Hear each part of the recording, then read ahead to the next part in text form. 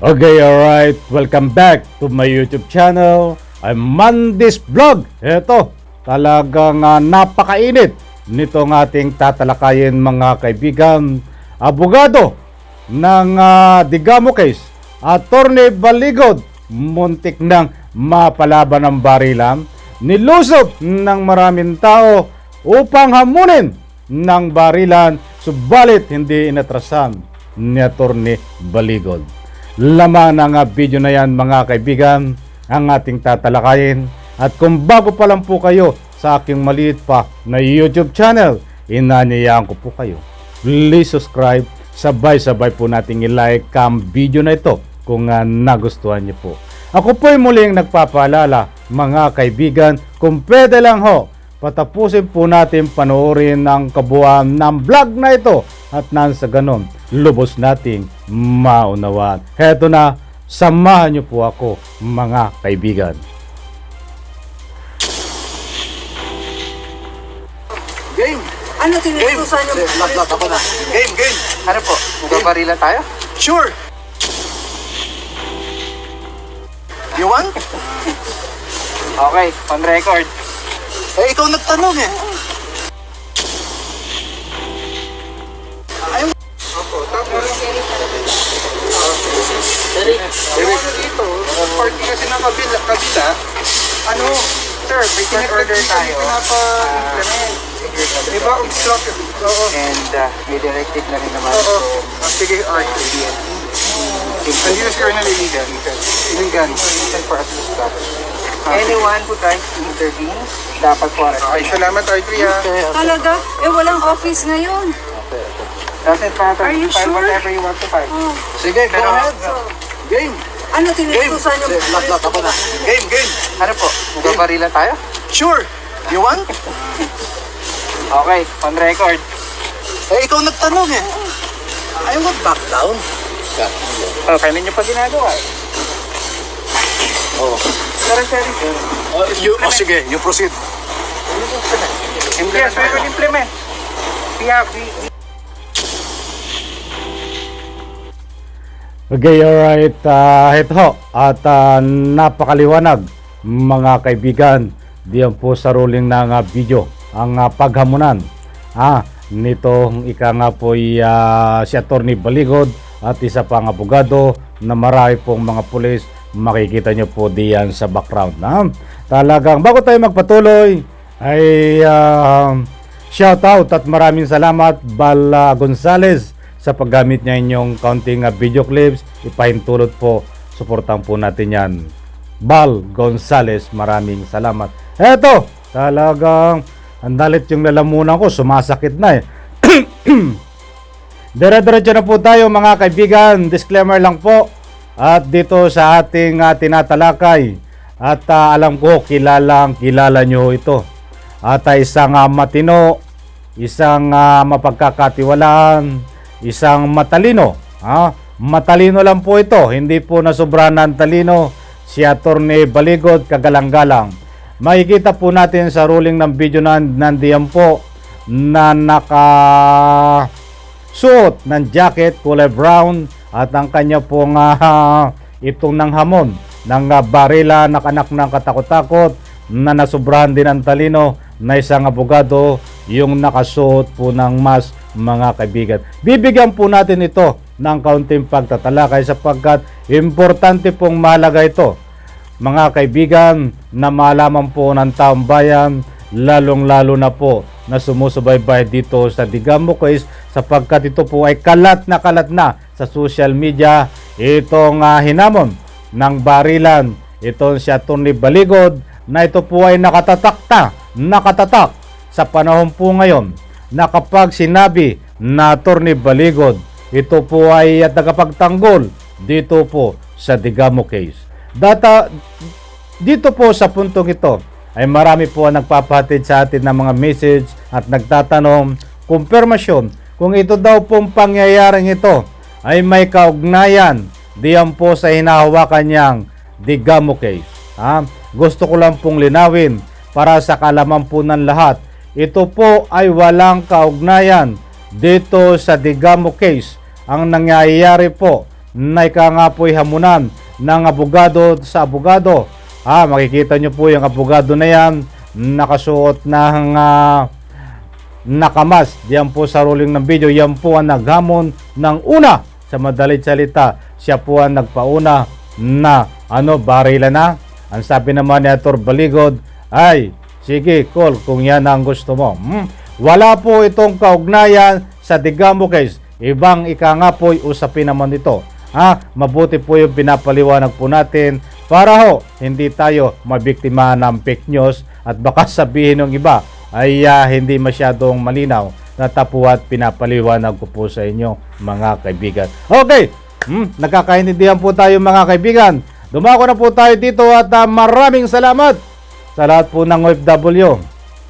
Saan man sulok ng mundo kayo naroroon, maraming salamat po sa pagtangkilik dito sa aking maliit na YouTube channel at siyempre sa ating mga kababayan diyan sa Pilipinas. Maraming salamat po. Ito, at dakuha na po natin itong mainit na pagtatalakay dito po sa hamunan ng barila na hindi po umatras. Dito po si Attorney Baligod. At bibigyan po natin ng linaw ito at kung ano nga po ang mga nakasaad dito sa nakuha nating mga impormasyon. Eto, babasahin ko po muna bago po magbigay tayo ng kaunting public opinion at nasa ganun po, mayroon tayong pinagbabasihan. Palakpakan! Sandali mo nating iwanan. Iya nga si Boy Kurot at si Mr. Clean. Dito muna tayo kay Attorney Baligod. Sandali po muna nating iwanan. Yan ang nasobrahan ng talino na si Attorney Topacio at saka si Boy Kurot. Dito muna tayo sa talagang kagalang-galang, mapagkakatiwalaan, mataas ang respeto ng taong bayan. Attorney Baligod, palakpakan po natin. Ayan.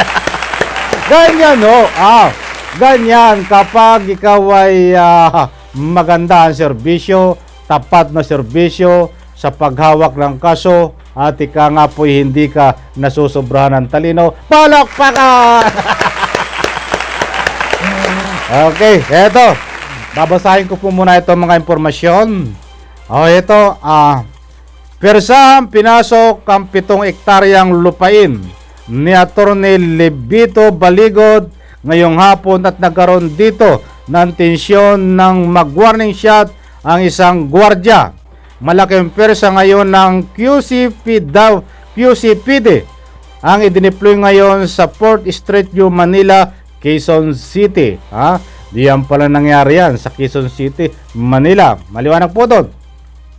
Eto pa, nagpakilalang abogado ng ECCRA Law Office na si Attorney Leo Cruz. Ito pala yung nanghamon ng barila na tayo. Ito pala, tandaan po natin itong abogado na ito. Nasobrahan dito ng talino Ipapaliwanag ko po sa inyo mga kaibigan kung bakit ito ay isang abogado din na nabibilang sa nasobrahan ng talino. Isang abogado din na ika nga po'y inaabuso din ang kapangyarihan mga kaibigan. Ito, babasahin ko po sa inyo kung sino ito.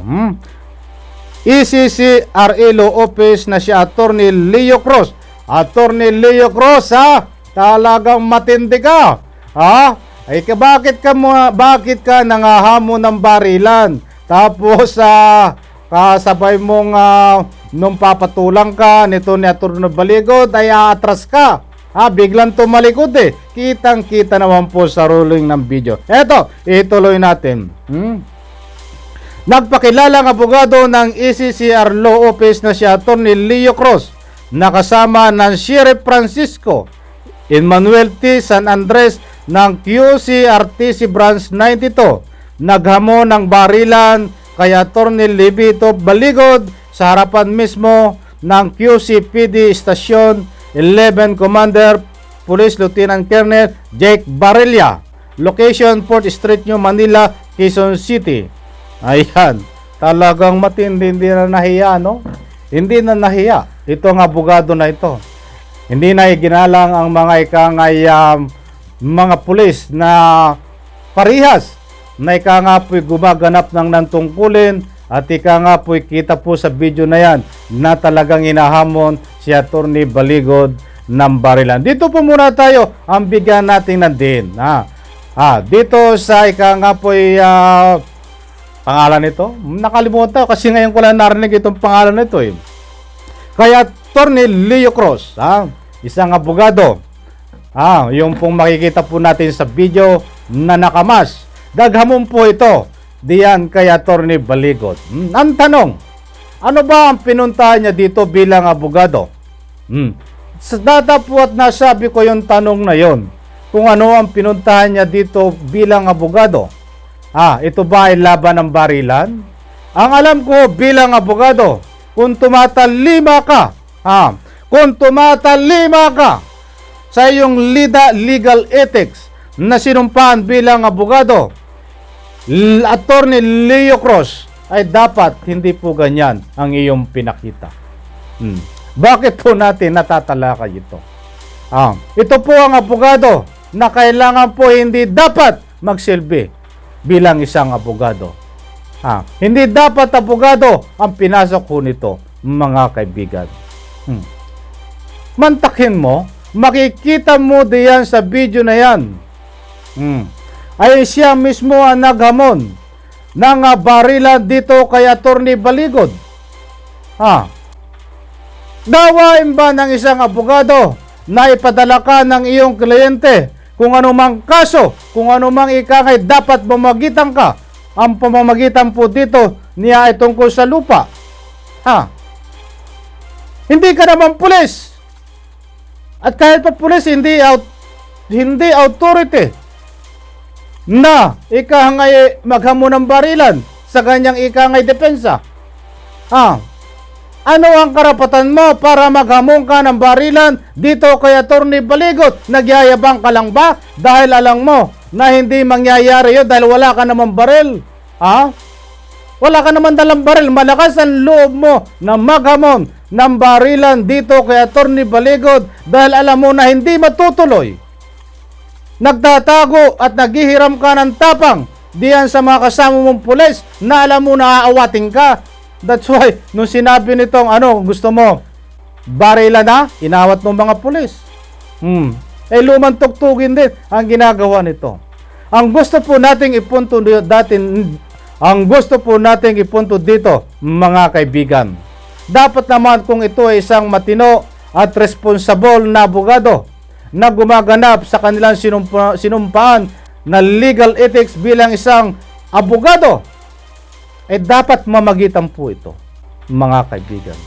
Dapat mamagitan ka, isaksak mo sa kukuti. Mamagitan ka kung ano man ang usapin diyan sa pinuntahan mo. Diniploy ko diyan at kasama ang ilang ahensya ng mga gobyerno para hindi manghamon ng barilan, mga kaibigan. Tama ba ang ginawa mo bilang isang abogado? Maliwanag na paglabag sa inyong sinumpaan bilang isang abogado sa salitang ika nga po'y legal ethics. Yan ba ang sinumpaan nyo nung kayo ay nanumpa bilang abogado?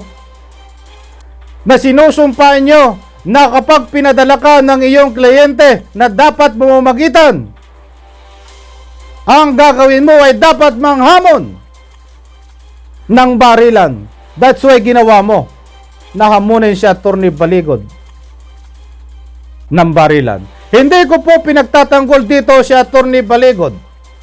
Tinatalakay po natin ito dahil ang punto de vista natin dito, mga kaibigan, paano pa kung ang maliit nating kababayan, paano pa ang ating kapwa mahihirap na gustong kamkamin ang lupa?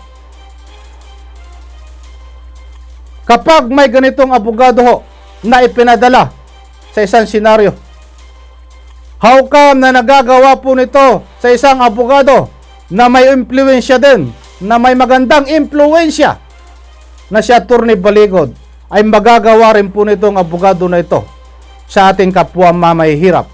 Nahigit pa diyan ang ginagawa. Imbis na ika nga po'y pinakita niya dito na hamon ng barilan ay baka barilin na ang mga ika nga'y nagdidepensa sa kanilang mga karapatan. Maliwanag po mga kaibigan.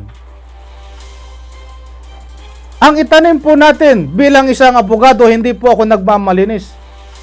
Kahit hindi po ito pag-aralan, hindi ka po dapat pumunta riyan para maghamon ng barilan.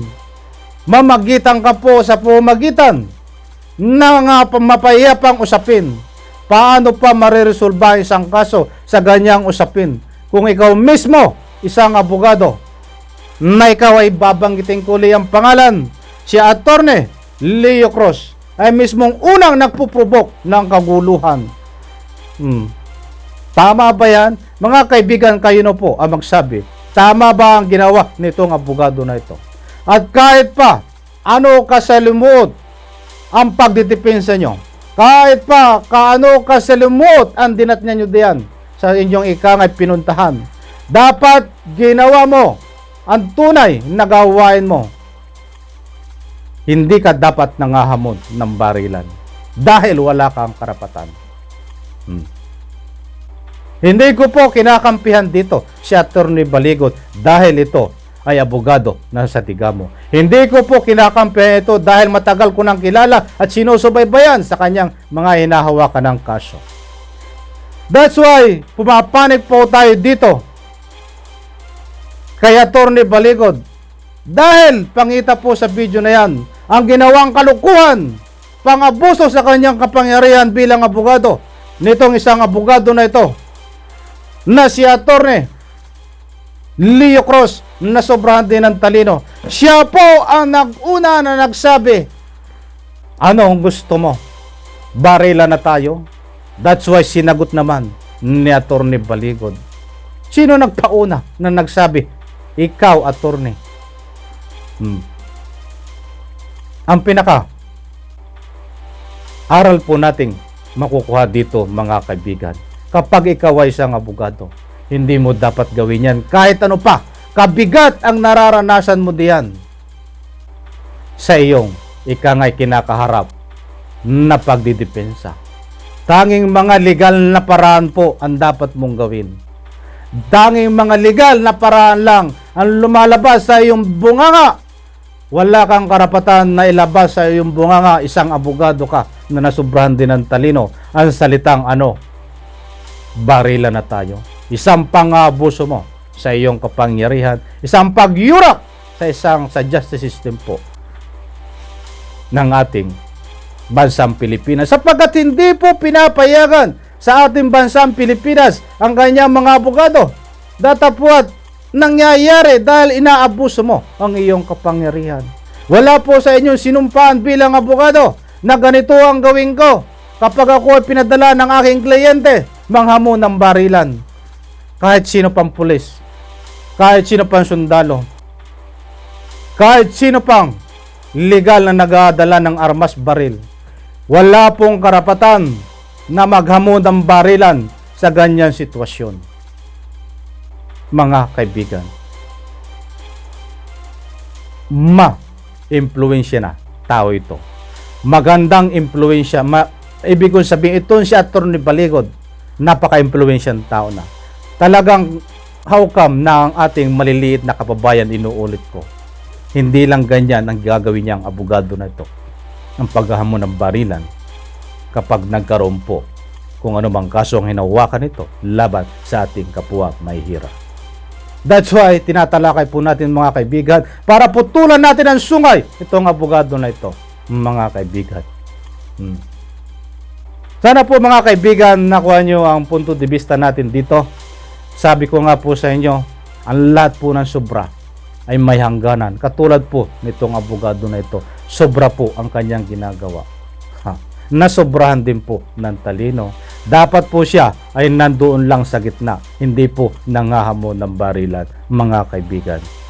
Kaya't mga kaibigan, diyan po sa comment section ay pwede po kayo magbigay ng public opinion na sa palagay nyo ba, ano ang reaksyon nyo, ano po ang masasabi nyo dito sa abogado na ito na naghamon kay Attorney Baligot ng barilan, mga kaibigan. Huwag na nating intayin na tayo ay maging biktima nito, mga kaibigan. Huwag na nating intayin na ang ating kaibigan kamag-anak, kung sino man na taong bayan na maging biktima nitong abogado na ito sa pamamagitan na ika nga po'y pagtanggol ng hindi ika nga po'y nararapat at hindi sinusunod ang tamang procedure sa legal na paraan. Legal ba na paraan yan? Maghahamon ka ng barilan? Ha? Hindi po legal yan, mga kaibigan. Wala kang karapatan. Oh? Okay, alright. Sana po, alam ko nakuha nyo ang gusto ko pong ipunto dito. At siyempre, diyan po, si Attorney Baligot, palakpakan po natin. Yan. Palakpakan natin po si Attorney Baligot. Talagang kakasahan ka diyan. Ha? Sapagkat, alam mo, kaya malakas po ang loob nitong si Attorney Baligot na ika nga po'y sagutin ang hamon nitong ika nga abogado na nasobrang talino na to. Ay naka-video eh. Ha? May ebidensya po si Attorney Baligot na pinagtatanggulang niya ang kanyang sarili. Di ba? Oh, ay siya nagpauna. Siya ang nagpauna na maghamon. At that's why itong si Attorney Baligot ay sumagot. Ay kula ko. Huwag mong ikahangay gamitin ang iyong kapangyarihan na abogado ka dahil katulad niyan, nakahanap ka ng katapat na kapwa mong abogado na ikaw pala naman ay bahag din ng buntot. Nananakot ka lang, mga kaibigan. Isang oray ng pananakot na hindi nakalusot. Ha, pues, ang nakatapat mo, isang abogado na may buo ang loob na kontrahin ay yung mga ginagawang kalokohan din. Okay, alright. Maraming salamat po at sana po nakuha nyo ang gusto kong ipunto dito. At shoutout muna, padaanan natin to. Eto, maraming salamat sa iyo, Lord Isyaga. Shoutout sa iyo. Hindi sila yayaman ng ganyan kung sila masamang tao. Aba, hindi daw yayaman kung masamang tao itong mga TVs. Ay, alam niyo, pero ako kahit against po dito. Ang ika nga po mga komento laban po sa atin. Binabasa po natin para maging fair po tayo. Maraming salamat sa iyong comment, Lord Isyagas. Yan. Buhat po kay Jel Casal. Sa tingin ko ay mahilig magyaw-yaw ang balita yang si Tapasio at ang ayang magkapatid na Tibes kaya ngayon tuloy na didiin. Buhat kay Jel Gakal at syempre dito po kay Delia Sulikar. Shout out. Dapat talaga magalit si Miro Janice. Imagine 10 ang pinatay, 11 man sugatan. Diyos mio, si Randy, klaseng bait. Thanks vlog mo lagi. Yan, sabi po kay Delia Sulikar. Maraming salamat. Ito pa naman po, God bless Mayora, sana kidlatan na sila ng sakit ng dibdib sa mga demonyong buhay po nila. Maraming salamat ha. Yan po ang mga public opinion. Ano pa?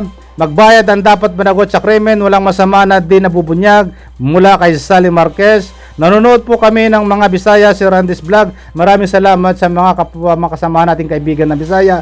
Nanonood po sa ating mga vlog, mga kaibigan. Shoutout po at maraming salamat, binilisan ko na. Pagpalain po tayo lahat, diyan po sa comment section, pwede po kayong magbigay ng public opinion. Inuulit ko po, paalala muli, ito po ang tinalakay po natin na ika nga po hamunan ng barilan kaya Attorney Baligot at ang isang abogado pa. Wala po itong kaugnayan sa kaso ng Digamo case.